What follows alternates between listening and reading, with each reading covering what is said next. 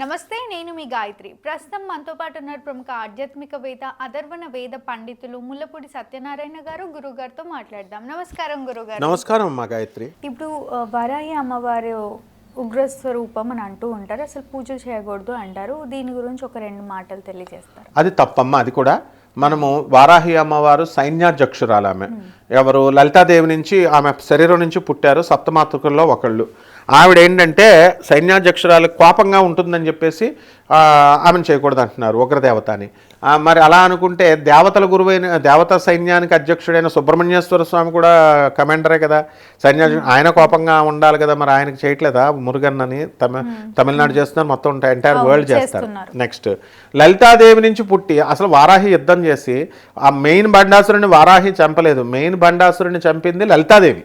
లలితాదేవి సీరియస్గా ఉంటుంది. ఇప్పుడు హిరణ్యకశిపుడిని చంపినటువంటి విష్ణుమూర్తి ఆ కోపాన్ని పోగొట్టుకోకుండా తగ్గట్లేదు ఉగ్రం. ఎందుకంటే అంత డర్టీ ఫెలో వాడు, పవర్ఫుల్ ఫెలో హిరణ్యకశిపుడు.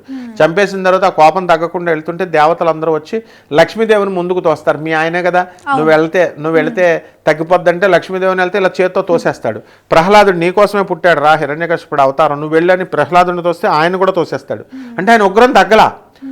అప్పుడు కాలభైరవుడిగా శివుడు వచ్చి అప్పుడు కూడా తగ్గకపోతే, శరభసాల్వేశ్వరుడిగా వచ్చి అప్పుడు కూడా తగ్గకపోతే, పార్వతీదేవి ప్రత్యంగిర అమ్మవారి అవతారం ఎత్తుతూ ముందుగా వినాయకుడిని పూజ చేసి వినాయకుడితో డిస్కషన్ చేసి ఆమె నరసింహస్వామి యొక్క కోపాన్ని ఎవరూ తగ్గించలేరమ్మా అని చెప్పేస్తాడు. మరి అలరా మార్గం అంటే ఒకటే ఉందమ్మా, గంధం పోసేద్దాం, నువ్వు వెళ్ళి పోసేయని గంధం తోకతో ప్రత్యంగిర అమ్మవారు నరసింహస్వామి మీద పోస్తే అప్పుడు తగ్గింది. ఇలా ఇంత ప్రాసెస్ ఉంటుంది. ఇదేమి లేకుండా వీళ్ళు వారాహి ఉగ్రం అంటే ఎట్లా? ఇప్పుడు ఈ యొక్క అలాగే మహిషాసురుని చంపిన తర్వాత దుర్గాదేవి బెజవాడలో మనం వెళుతుంటే ఎవరైతే మొగుడు పిల్లలు మనకి డిన్నర్కి పిలిచారనుకో, కొత్తగా పెళ్ళైన వాళ్ళు, వాళ్ళు మనల్ని పిలవడం కాదు, మనం వాళ్ళని పిలవడం కాదు, వాళ్ళ ఇంటికి మనం వెళ్ళాం. వెళ్తే వాళ్ళు మంచిగా ఉన్నప్పుడు కామ్గా కొట్టుకోకుండా ఉంటే మనకి టిఫిన్ జీడిపప్పు కర్రీ పెడతారు, మనకి దిలీప్కి పెట్టినట్టు. అయితే మనం కొట్టుకుంటూ వాళ్ళిద్దరే కొట్టుకుంటుంటే మనం ఏం చేస్తాం, మన మీద కూడా గిన్నెసేస్తారు. అంటే కోపం ఉన్నప్పుడు ఉంటుంది కదా. మహిషాసుర మర్దిని చంపేసిన తర్వాత దుర్గాదేవి అలాగే భక్తులు మనకు తెలియకుండా వెళ్తుంటే ఆ యొక్క కోప గణాలు, రుద్ర గణాలు మన మీద పడిపోతున్నాయి. అప్పుడు ఆదిశంకరులు అవన్నీ విత్డ్రా చేశారు. ఆమెకి, మధుర మీనాక్షికి, అందరికీ కూడా విత్డ్రా చేసి శ్రీచక్ర పెట్టి ప్రతిష్ఠ చేసి కోప రౌద్ర గణాలను ఉపసంహరింపజేశారు. ఇది చరిత్ర. ఆ విధంగా అసలు యుద్ధం చేసింది ఎవరు? లలితాదేవి. ఆ లలితాదేవి మహాకోపంలో ఉండి చంపింది బండాసురుణ్ణి.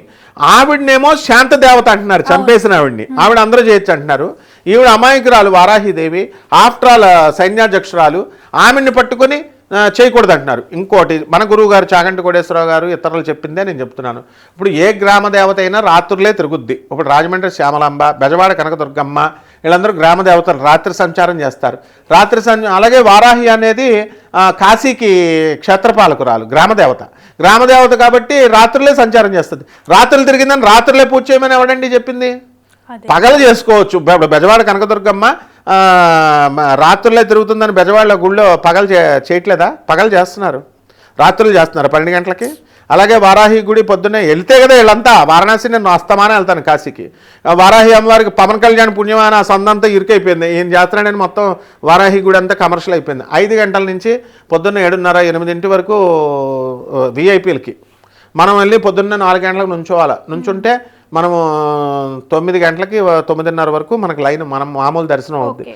పూజలు అష్టోత్తరాలు పగలు జరుగుతాయి. మరి ఏంటమ్మా ఈ పిచ్చి మాటలన్నీ? నేను చెప్పిన తర్వాత నండూరు శ్రీనివాస్ గారికి పాపం అప్పట్లో ఆయన్ని బ్యాడ్ చేస్తే చేసుకోవచ్చు అని చెప్పిన తర్వాత, మొన్న నేను చెప్పిన తర్వాత మళ్ళీ ఆయన చక్కగా ధైర్యంగా చెప్పగలిగాడు.